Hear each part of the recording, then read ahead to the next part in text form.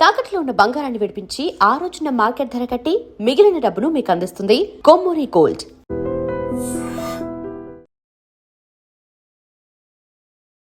నమస్కారం, welcome to iDream media.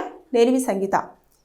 మనము చూస్తూ ఉంటే ఈ మధ్య కాలంలో మెడిసిన్స్ ఏవైతే మందులు ఉంటాయో వాటికి బ్రాండెడ్ అంటే వాటికి చూస్తూ ఉంటే కొన్ని కంపెనీస్ ఉంటాయి. ఆ కంపెనీస్ని బేస్ చేసేసుకొని బ్రాండెడ్ టాబ్లెట్స్ అని చెప్పేసి మార్కెట్లో నకిలీ మందులను సేల్ చేయడం అనేది జరుగుతూ ఉంది. రీసెంట్గా మేడ్చల్ జిల్లాలో కూడా ఏదైతే మా మెడికల్ షాప్లో ఉంటాయో అవి నకిలీ మందులు అని చెప్పేసి గుర్తించడము, వారిని అదుపులోకి తీసుకోవడము, అరెస్ట్ చేయడం అంతా కూడా జరిగిపోయింది.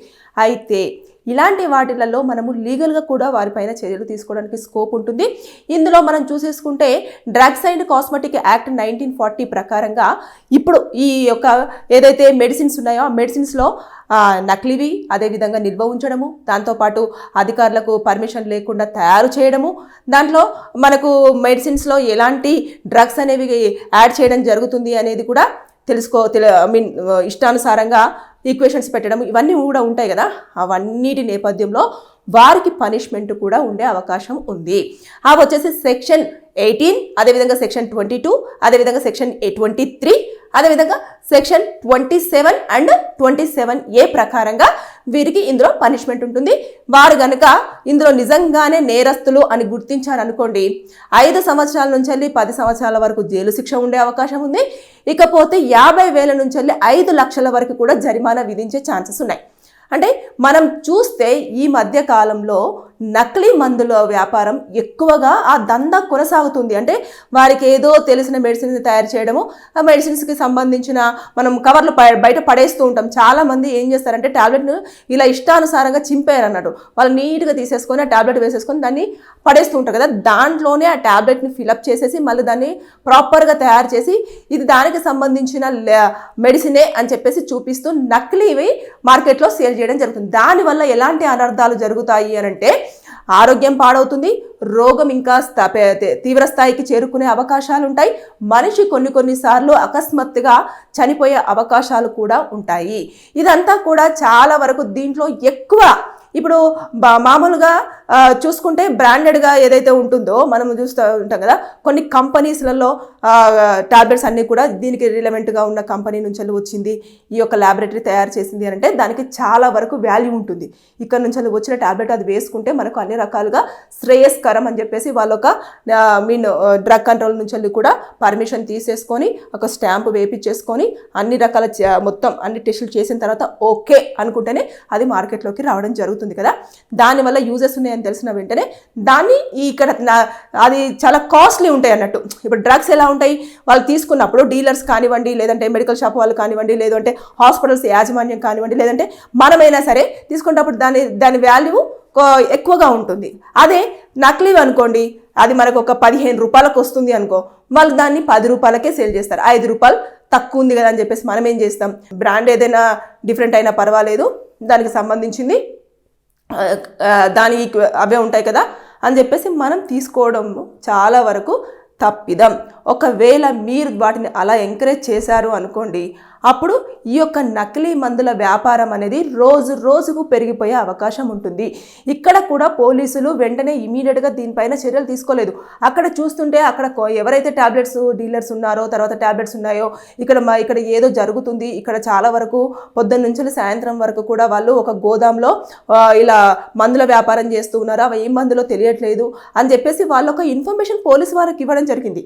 ఇచ్చిన తర్వాత వాళ్ళు అక్కడికి వెళ్ళి చూడగానే మొత్తం చూస్తే అక్కడ అన్ని నకిలీవే. మొత్తం దానికి సంబంధించిన ఏవైతే ఉంటాయో ఆ కంపెనీకి సంబంధించినవి కొన్ని సిప్లా కంపెనీ కానివ్వండి, తర్వాత నెక్స్ట్ ఇంకొక డ్రగ్ కంపెనీ కానివ్వండి, ఇలాంటి వాటిలలో వాళ్ళు ఏంటంటే క్వాలిటీ, అదేవిధంగా క్వాంటిటీ, తర్వాత ఎంత ఈక్వేషన్గా ఉన్నదాన్ని మనం అందులో యాడ్ చేయాలి, ఒక పర్సంటేజ్ ఎంత ఉండాలి, టాబ్లెట్ ఎన్ని గ్రాములు ఉండాలి అనే దాన్ని బేస్ చేసుకొని క్వాలిటీగా తయారు చేసి బయటికి ఫార్వర్డ్ చేస్తారు. కానీ ఇక్కడేమవుతుంది, వాళ్ళందరూ అంతే. ఇప్పుడు వాళ్ళు ఏదో ఒక కోర్స్ చేస్తారు, తర్వాత నెక్స్ట్ ఇది ఇంతేనా అని చెప్పేసి అనుకుంటారు. వచ్చేసి వాళ్ళు ఆ నకిలీ మందులను తయారు చేయడంలో చాలా దిట్ట అన్నట్టుగా బిహేవ్ చేసి కొన్ని ఎక్విప్మెంట్స్ తీసుకొచ్చుకొని అక్కడ పెట్టేసుకొని దాంట్లో చాలా వరకు ఇష్టానుసారంగా ఏది పడితే అది కలిపేస్తున్నారు. రీజన్ ఏంటంటే వీళ్ళకి డబ్బులు ఆల్రెడీ ముడతాయి. తర్వాత నెక్స్ట్ వాళ్ళు అనుకున్న టాబ్లెట్స్ ఏవైతే ఉంటాయో వాటిని అన్నింటిని కూడా డీలర్స్కి హ్యాండ్ ఓవర్ చేయడము, అది వాళ్ళకి తక్కువ ధరకు వస్తే వాళ్ళు మార్కెట్లో అంతే రేటుకి అమ్ముకోవడం అన్నట్టు. ఇప్పుడు 50 రూపాయలు ఉంది అనుకోండి, వాళ్ళకి ఒక 10 రూపాయలకు 15 రూపాయలకు వచ్చింది అనుకోండి, అది తీసుకొచ్చేసి మార్కెట్లో 50 రూపాయలకే అమ్ముతారు. ఇక్కడ వీళ్ళు ఎంత బెనిఫిట్ అవుతారు మధ్యలో ఉన్న వాళ్ళు? సో దాని ప్రకారంగా ఇలాంటివన్నీ ఎక్కువ స్థాయిలో పెరిగిపోవడము, పోలీసులు దీన్ని గుర్తించడము, ఇది గతంలో కూడా జరిగింది. చాలా వాటిలలో కూడా మనం చూస్తూ ఉంటే ఆ టాబ్లెట్ రీసెంట్గా అంతెందుకు నాకే ఎక్స్పీరియన్స్ అయ్యింది. ఆ టాబ్లెట్ వచ్చేసి కవర్ అంతా సేమ్ ఉంది. నేను ఇదివరకు ప్రీవియస్లో నాకు కొంచెం కోల్డ్ అండ్ కాఫ్ ఉన్నప్పుడు నేను యూజ్ చేసినప్పుడు సేమ్ ఉంది. అది తీసుకెళ్లేసి నేను అంతా వేసుకున్న తర్వాత అసలు టాబ్లెట్ తగ్గట్లేదు. మేడం వాళ్ళకి తీసుకెళ్లేసి నేను ఈ టాబ్లెట్లు వేసుకున్నాను అని డాక్టర్కి చూపించిన తర్వాత డాక్టర్ ఏంటంటే ఇది ఎక్కడ దొరికింది మీకు, ఇది లోకల్ బ్రాండ్, ఇది నిజమైన కంపెనీ నుంచి వచ్చిన టాబ్లెట్ కాదు, మీరు ఇది వాడద్దు, దీనివల్ల మీకు ఇంకా ఎక్కువైపోయింది తప్పించి తక్కువ కాదు అని చెప్పేసి చాలా క్లియర్గా చెప్పేసింది. అంటే దీన్ని బట్టేసి నకిలీ టాబ్లెట్స్ అనేవి చాలా వరకు మార్కెట్లో హల్చల్ చేస్తున్నాయి కనుక మీరు ఏదైనా సరే డాక్టర్ దగ్గరికి వెళ్ళేసి మీ హెల్త్ కోసం చెకప్ చేయించుకున్న తర్వాత డాక్టర్ దగ్గరికి వెళ్ళి ఏదైతే మెడిసిన్స్ రాస్తారో వాటిని చూపించేసి నిజంగానే ఇవే అని చెప్పేసి వాళ్ళు కన్ఫర్మ్ చేసిన తర్వాత వాడడం అన్ని రకాల శ్రేయస్కరం. మీ ఇష్టానుసారంగా మెడికల్ షాప్కి వెళ్ళేసి నాకు ఈ టాబ్లెట్ ఇవ్వండి, జలుబు చేసింది, తర్వాత నాకు జ్వరం వచ్చింది, నాకు ఒళ్ళు నొప్పులు వచ్చేస్తున్నాయి అని చెప్పేసి మీరు ఓన్గా టాబ్లెట్స్ తీసుకున్నారా, అవి ఇంకా తీవ్ర స్థాయిలోకి వెళ్ళి మీ యొక్క ఆరోగ్యం క్షీణించి మీరు మరణం దాకా వెళ్ళే ఛాన్సెస్ కూడా ఉంటాయి. కాబట్టి ఇలాంటివి ఎక్కువ చోటు చేస్తున్నారు. చాలా వరకు నిల్వ ఉన్న టాబ్లెట్స్ని కూడా తీసుకురావడం జరుగుతుంది. కొన్ని దాంట్లో ఎక్స్పైరీ డేట్ అయిపోయిన వాటిని తీసేస్తున్న సమయంలో కూడా వాటిని వాళ్ళు ఏం చేస్తున్నారంటే మళ్ళీ కొత్తగా ఫ్రెష్గా టాబ్లెట్ అన్నట్టుగా కూడా దాని యొక్క పైన అట్టను కూడా తయారు చేసేసి దాంట్లో పెట్టడం అనేది జరుగుతూ వస్తుంది. ఇవన్నీ ఇప్పుడు ఎక్కువగా జరుగుతున్నాయి, మోసాలే ఎక్కువగా జరుగుతున్నాయి. కాబట్టి ఎప్పటికప్పుడు అప్రమత్తంగా ఉండాలి. టాబ్లెట్ల విషయంలో కానివ్వండి, మన ఆరోగ్య జాగ్రత్త విషయంలో కానివ్వండి, అన్ని చూసుకొని డాక్టర్స్ని సంప్రదించేసి ఇది నిజమా కాదా అని చెప్పేసి వాళ్ళకి తెలిసిపోతుంది, ఇది నిజమా కాదా, ఇది కరెక్ట్ బ్రాండా కాదా. వాళ్ళకు చాలా లాజిక్స్ ఉంటాయి అన్నట్టు. దానివల్ల మనం అది కరెక్ట్ టాబ్లెట్స్ యూజ్ చేస్తున్నామా లేదా అనేది తెలిసే ఛాన్సెస్ ఉంటాయి.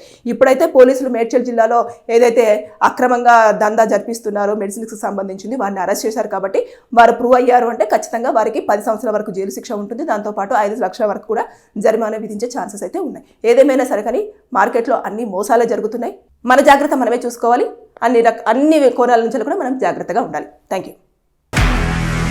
నిజంగా ప్రస్తుతం ఉన్నటువంటి సమాజం దేనికి ప్రయారిటీ ఇస్తుంది? ఆర్థిక సంబంధాల చుట్టూ మాత్రమే తిరుగుతుంది. మళ్ళీ ఎన్నికలంగానే చాలా విరక్తి కలుగుతున్నాం. మంచి అనిపిస్తుంది కదా, లేడీస్ కూడా ఛాలెంజింగ్ జాబ్స్ చేసినప్పుడు చాలా బాగుంటది. ట్రాఫిక్ అసిస్టెంట్స్ గా నియమించిన ట్రాన్స్జెండర్స్ అందరితో సాల్యూట్ చేయించుకుంటున్నారు. ఫుడ్ డెలివరీ ఇవ్వటానికి వెళ్ళినటువంటి డెలివరీ బాయ్ అనిల్ పై కళ్ళ ముందు